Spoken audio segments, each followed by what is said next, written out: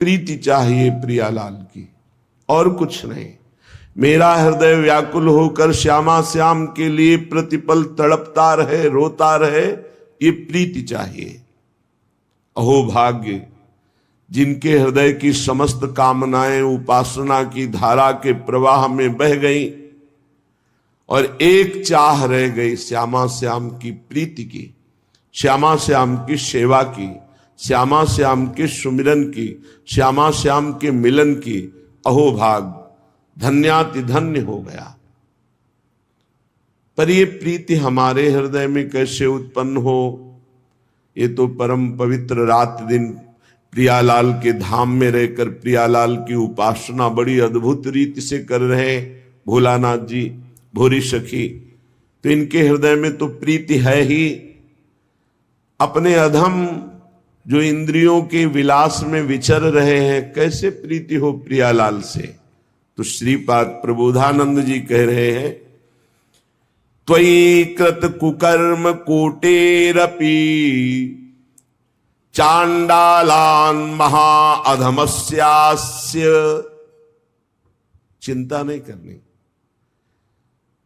कह रही यदि तुमसे त्वयि कृत, तुम्हारे जो कर्म है वो कुकर्म कोटेरपि, करोड़ों प्रकार से पापमय ही है, और सबसे नीच पुरुषों द्वारा भी धिक्कार योग्य तुम्हारे कर्म हैं, तो भी तुम्हें अब चिंता नहीं करनी। यदि हमारी बात तुम्हारे कान तक पहुंच रही है तो तुम्हें चिंता नहीं करनी। ईशोपि नैव शरणम, ईश्वर की कभी शरण नहीं हुई, कभी नाम जप नहीं किया, करोड़ों कुकर्म किए और नीच पुरुषों द्वारा भी धिक्कार योग्य है, ऐसा भी है। तो कह रहे हा वृंदारण्य किम विधास्यसि में, कि आपके पास मेरे कल्याण करने के लिए विधान नहीं? अर्थात ऐसे भी पुरुष का परम कल्याण श्री धाम वृंदावन कर देगा। विश्वास मानो, धाम में अपार सामर्थ्य है। जैसे जंग भरे लोहे में कभी ऐसी कामना ही नहीं हो सकती कि वो किसी राजा महाराजा का मुकुट बनकर लगे, लेकिन पारस के स्पर्श से वो ये सौभाग्य प्राप्त कर लेगा। ऐसे ही आलय बन बसत संग पारस के आयस कनक समान भयऊ। जैसे लोहा जंग भरा पारस के स्पर्श से स्वर्ण जैसा बनकर चमकने लगता है और आभूषणों के काम में आता है। भला लोहा स्वर्ण जैसा कैसे बन सकता था? ये पारस का चमत्कार।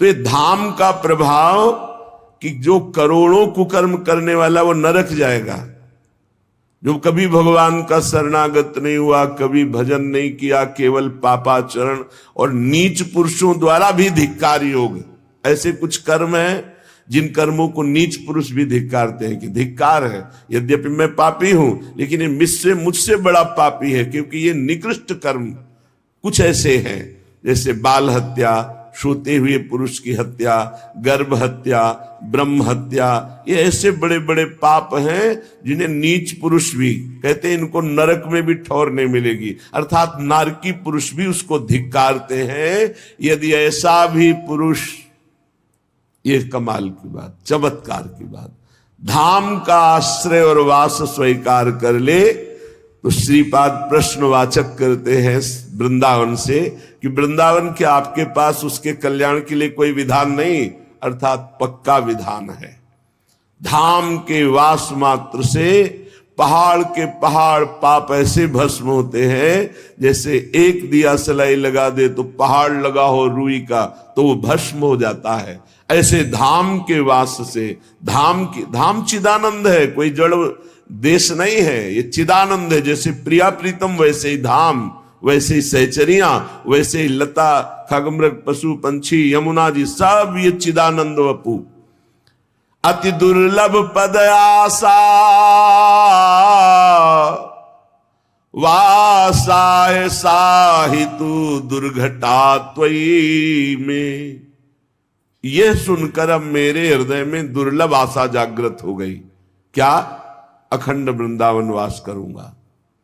जब ये महिमा सुनी कि इंद्रियां जिसकी पापाचरणरत हैं, मन भी पापाचरणरत है, ऐसे गंदे आचरण की नीच पुरुष भी धिक्कार दे। कभी ईश्वर की शरण में नहीं हुआ, कभी चर्चा नहीं सुनी, कभी नाम जप नहीं किया, अगर ऐसा पुरुष भी वृंदावन वास करे अखंड, तो वृंदावन धाम उसे परम पद प्रदान कर देगा, इसमें कोई संशय नहीं। तो कह रहे अति दुर्लभ पद आशा। अब हमारे हृदय में एक दुर्लभ आशा जागृत हो गई है कि मैं अखंड वृंदावन वासी बनूं, पर शाही तू दुर्घटा त्वयि में, किंतु मेरे जैसे के लिए तो बड़ा दुर्लभ है वृंदावन वास, क्योंकि न इंद्रियां पवित्र है, न मन पवित्र है, न व्यवस्था है। कैसे हो? कृत सर्वेंद्री शत्रुरहा, मेरी इंद्रियां ही मेरी दुश्मन है, मेरा मन ही मेरे दुश्मन है, गलत फंसा रहे हैं, गलत आचरण करवा रहे हैं। तो वृंदारण्य किम नुमे भविता, क्या वृंदावन मेरी आशा पूर्ण नहीं करेगा? मैं वृंदावन की शरण में हूं, अब तो वृंदावन ही मेरी आशा पूर्ण करेगा। सच्ची मानो, एक होता है व्यवस्था से वृंदावन वास, एक होता है वृंदावन की व्यवस्था से वृंदावन वास। बस केवल वृंदावन का आश्रय। तो आप देखो, ये वृंदावन की व्यवस्था है, ये वृंदावन की व्यवस्था है। अगर अपनी व्यवस्था से रहते तो कितना बड़ा कर लेते, और वृंदावन की व्यवस्था से रहे तो देखो कैसे रख रहे। कोई भी ये मत सोचो कि मेरे पास व्यवस्था नहीं है तो वृंदावन कैसे व्यवस्था करेगा, जैसे हमारी की ऐसे करेगा। पक्का मान लो, पर भरोसा दृढ़, परीक्षा में पक्का। परीक्षा क्या? अब प्राण त्याग देंगे लेकिन वृंदावन नहीं छोड़ेंगे। संपूर्णता, जोर से हाथ पकड़ लिया कि अब तुम जाने की सोचोगे भी तो हम तुम्हें नहीं जाने देंगे, ऐसे वृंदावन प्रकटता है। ये कोई ना सोचे कि हमारी व्यवस्था नहीं तो वृंदावन कैसे बात। जिनके पास व्यवस्था है उनसे बढ़िया व्यवस्था वृंदावन करेगा। बस धैर्य रखो। किसान भी फसल बोता है तो 6 महीने में तैयार होती, सिंचाई और सब मेहनत कर।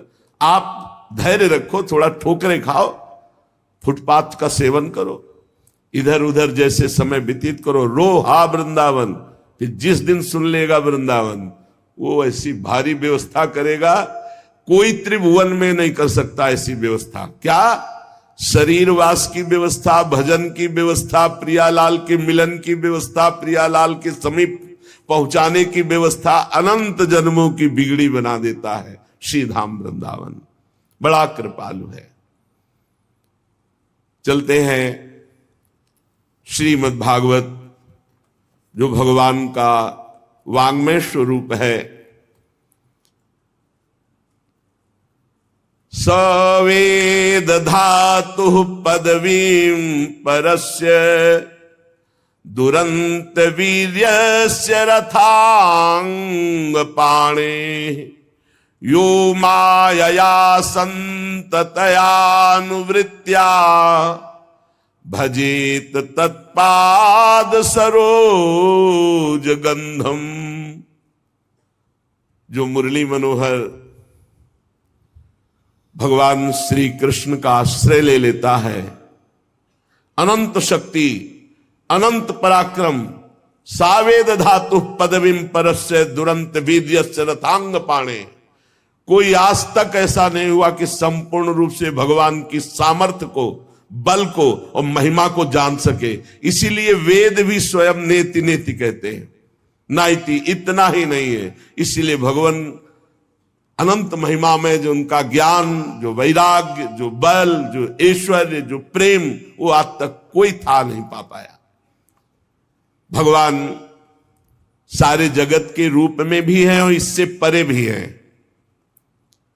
उनके स्वरूप को, उनकी लीला को उतना ही वो जान सकता जितना भगवान जनाते हैं संपूर्णतया। तो भगवान भी अपनी महिमा को पूर्ण रूप से नहीं जानते। जैसे नाम की महिमा के लिए कहा गया, कहूं कहां लगी नाम बड़ाई, राम न सकत नाम गुण गाई। ऐसे प्रभु का रूप, ऐसी प्रभु की लीला, ऐसे प्रभु के अनंत महिमा। स्वयं भगवान ही तो शेष जी के रूप में है। अनंत महिमाशाली भगवान शेष ही है भगवान, और महिमा 2000 जिह्वा से वर्णन करते रहते, पार नहीं पाते। स्वयं भगवान की ही बुद्धि शक्ति से तो सरस्वती जी प्रकट हुई, लेकिन वो भी महिमा का पार नहीं पाती। स्वयं भगवान ही अपौरुषेय वेद के रूप में प्रकट हुए, पर वेद भी नेति नेति कह रहे अनंत महिमा श्री भगवान की है, जो नित्य निरंतर निष्कपट भाव से भगवान के चरणों का आश्रय लेकर नाम जप करता है और सेवा करता है।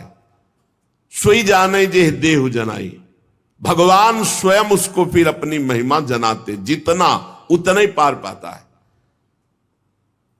जैसे मच्छर से लेकर गरुण जी तक अनंत महिमाशाली आकाश में उड़ते पर कोई पार नहीं पाया, ऐसी अपनी अपनी बुद्धि के अनुसार, भगवत प्रदत्त बुद्धि के अनुसार भगवान की लीला महिमा, नाम महिमा, धाम महिमा, गुण महिमा, रूप महिमा का सब ऋषियों ने गान किया, पर इतना ही है ऐसा नहीं, अनंत महिमा है। ध्यान देने योग्य बात है, जो नित्य निरंतर निष्कपट भाव से भगवान का नाम जप करता है, भगवान के चरणों का आश्रय लेकर उनकी सेवा भावना में, वो धन्य धन्य हो जाता है।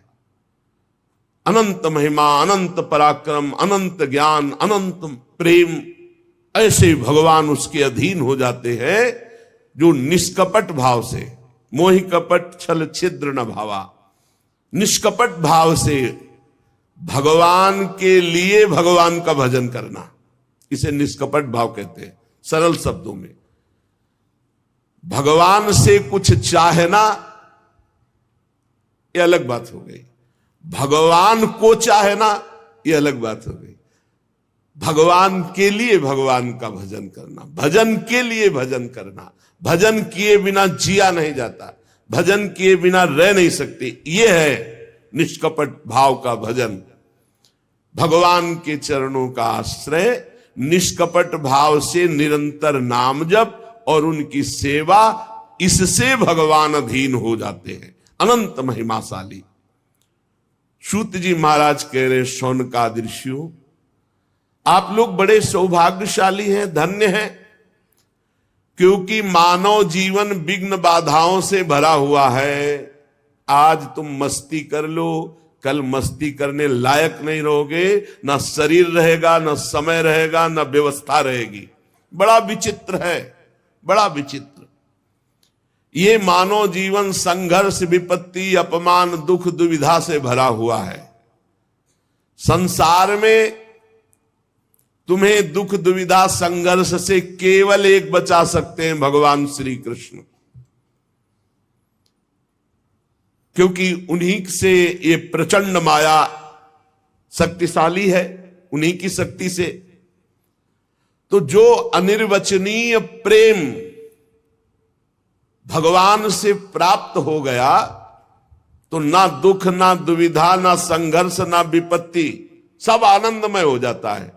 पर ये प्रेम नाम जापक, भगवद आश्रित, भगवत सेवा परायण, उसी को प्राप्त होता है। तीन बातें खास, भगवान का आश्रय, नित्य निरंतर नाम जप और भगवत सेवा, बढ़िया बढ़िया आनंदमय जीवन हो जाएगा, परमानंदमय जीवन। फिर इस जन्म मरण रूपी संसार के भयंकर चक्र में तुम्हें नहीं आना पड़ेगा। सूत जी महाराज कह रहे, हे ऋषियों, आप बड़े सौभाग्यशाली हैं, आपका जीवन धन्य है। तीन बातें पकड़ लो, पकड़ लो। निष्कपट भाव से निरंतर भगवान नाम जप और दृढ़ भगवान के चरणों का भरोसा, और जो भी कर रहे हो ये भगवान की सेवा, अपने कर्तव्य को भगवान की सेवा, बढ़िया। उसे फिर इस संसार चक्र में, जन्म मरण के चक्र में नहीं आना पड़ता। बैठा लो हृदय में। हे ऋषियों, ऋग्वेदी शौनक जी और 88,000 ऋषि ये सब बैठे हैं। ये जो हम आपको सुना रहे हैं, ये भगवान श्री शुकदेव जी ने परीक्षित जी को सुनाया है। शौनक जी ने कहा, महाराज किस स्थान पर ये कथा श्री शुकदेव जी ने परीक्षित जी को सुनाई, कारण क्या था? मुनि श्रेष्ठ श्री कृष्ण द्वैपायन भगवान व्यासदेव जी ने इस परमहंस संहिता की रचना की। श्री सुखदेव जी महाराज तो बड़े योगी, समदर्शी, भेदभाव रहित और संसार निद्रा से जगे हुए महापुरुष हैं।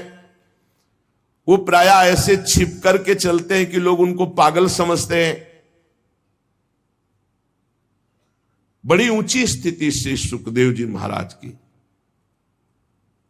एक बार जब व्यास जी पीछे पीछे जा रहे थे सुखदेव जी के, तो वहां नदी में कुछ युवतियां स्नान कर रही थी। तो आगे सुखदेव जी दिगंबर निकले तो उनको कोई लज्जा नहीं आई, पर वस्त्र पहने जब व्यास जी निकले तो सब झट से बाहर आकर वस्त्र धारण कर लिया। आश्चर्यचकित होकर के व्यास जी ने उन युवतियों से पूछा, ऐसा भेद क्यों? मेरा जवान पुत्र 16 वर्ष की अवस्था दिगंबर, तुम्हें कोई संकोच नहीं, लेकिन मेरे को वयोवृद्ध को देख करके, वस्त्र धारण किए हुए को देखकर लज्जा क्यों? तो उनका, महाराज आपकी ज्ञान दृष्टि अमोघ है, पर आपकी दृष्टि में अभी स्त्री पुरुष है, परंतु आपकी पुत्र की दृष्टि में ब्रह्म के सिवा कुछ नहीं है, इसलिए मुझे कोई लज्जा संकोच नहीं हुआ। और आपकी दृष्टि में स्त्री पुरुष है, इसलिए लज्जा लगी और हमने वस्त्र धारण किया। व्यास जी से ऊंची स्थिति श्री सुखदेव जी महाराज की। तो ये ऐसे महापुरुष कैसे परीक्षित जी के पास पहुंच गए और कथा सुनाए? क्योंकि ऐसे उच्च कोटि की अवस्था को प्राप्त, जो अवधूत वेश में पहचाने ही न जा सके, तो कुरजांगल देश में जाना, हस्तिनापुर में, फिर वहां जड़वत व्यवहार वाले महापुरुष को पहचान लेना, पांडवनंदन राजर्षि परीक्षित, ऐसा सौभाग्य कैसे उदय हुआ कि महान परमहंस श्री सुखदेव जी उनको उपदेश दिए। महाभाग मैं सुनना चाहता हूं। श्री सुखदेव जी गृहस्थों के घरों में अगर कभी भिक्षायाटन के लिए गए तो बहुत विनय करने पर उतनी देर रुके जितनी देर गाय दुही जाती, इससे ज्यादा कभी नहीं रुके। फिर 7 दिन रुककर कथा सुनाला ऐसे महापुरुष को। सूत जी हमने सुना है, अभिमन्यु नंदन महाराज परीक्षित भगवान के बड़े प्रेमी भक्त थे। उनके जन्म में भी बड़ा आश्चर्यमय प्रसंग घटा। ये पांडव वंश के गौरव बढ़ाने वाले सम्राट थे, भला इनको शाप क्यों मिला? ऐसे भगवत प्रेमी, ऐसे धर्मात्मा राजा। और फिर ये सर्वस्व त्याग करके आमरण अनशन व्रत लेकर गंगा किनारे बैठ गए। अरे महाराज परीक्षित इतने बलवान राजा थे कि शत्रु पक्ष के राजा इनके चरण रखने की चौकी में आकर रत्नों के ढेर समर्पित करते थे। इन्होंने दुस्त्यज लक्ष्मी परिवार का मोह त्याग कर गंगा किनारे भूखे प्यासे रहकर प्राण त्यागने की इच्छा की। मुझे लगता है कि जो भगवान के आश्रित हैं, संसार के परम कल्याण अभ्युदय समृद्धि के लिए ही वो जीवन धारण करते हैं। उनका अपने शरीर से कोई स्वार्थ नहीं रहता, फिर वो शरीर त्याग की बात क्यों सोचे? ये मैं जानना चाहता हूं। सूत जी आपको वेदवाणी छोड़कर अन्य समस्त शास्त्रों का पूर्ण ज्ञान है, इसलिए इस समय जो हम आपसे प्रश्न कर रहे हैं आप कृपा करके बताइए। सूत जी ने कहा, इस समय वर्तमान चतुर्युगी के तीसरे युग द्वापर में महर्षि पराशर के द्वारा वसुकन्या सत्यवती के गर्भ से भगवान का कलावतार योगीराज श्री कृष्णोद्वैपायन व्यास देव जी के रूप में जन्म हुआ। भगवान व्यास देव जी सूर्योदय के समय सरस्वती के पावन जल में स्नान करके फिर एकांत स्थान पर बैठे हुए थे। भगवान व्यास देव जी भूत भविष्य वर्तमान सब कुछ ऐसे देखते हैं, वर्तमान की तरह।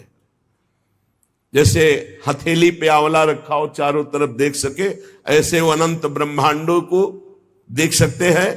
वो भूत भविष्य वर्तमान तीनों कालों के ज्ञाता है। बड़ी दृष्टि अचूक थी। उन्होंने देखा कि एक कलयुग सबकी बुद्धि भ्रष्ट करेगा, भगवत प्राप्ति में बाधा पहुंचा देगा,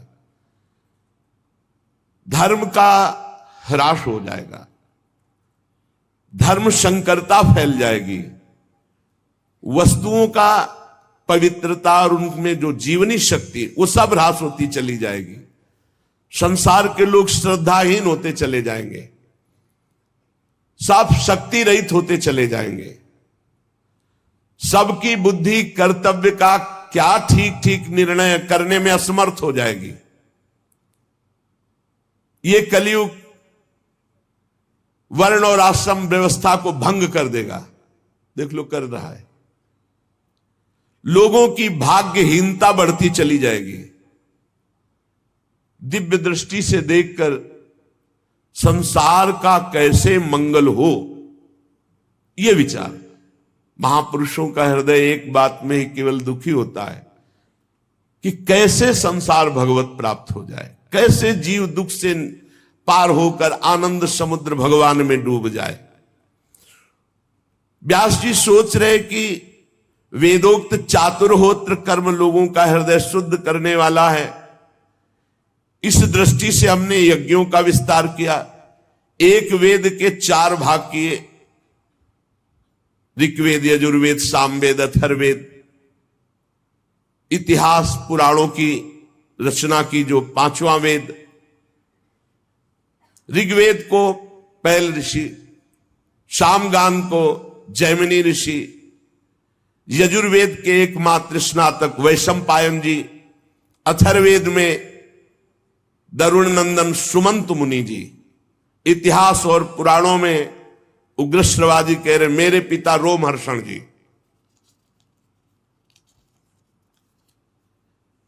इन सब का मैंने विभाग किया। व्यासदेव जी सरस्वती नदी के किनारे बैठे चिंतित हो रहे हैं, पर कलयुग आएगा तो वेद को पढ़ पाना, सिद्धांत समझ पाना बड़ा कठिन है। इसलिए कल्याण हो जाए ऐसे आचरणों में सब चूक कर बैठेंगे, क्योंकि ज्ञान नहीं रहेगा। अब उनका भी कल्याण हो जाए जिनकी ज्यादा बुद्धि काम नहीं करती, मन चंचल है, इंद्रियां भोगों में लगी हैं।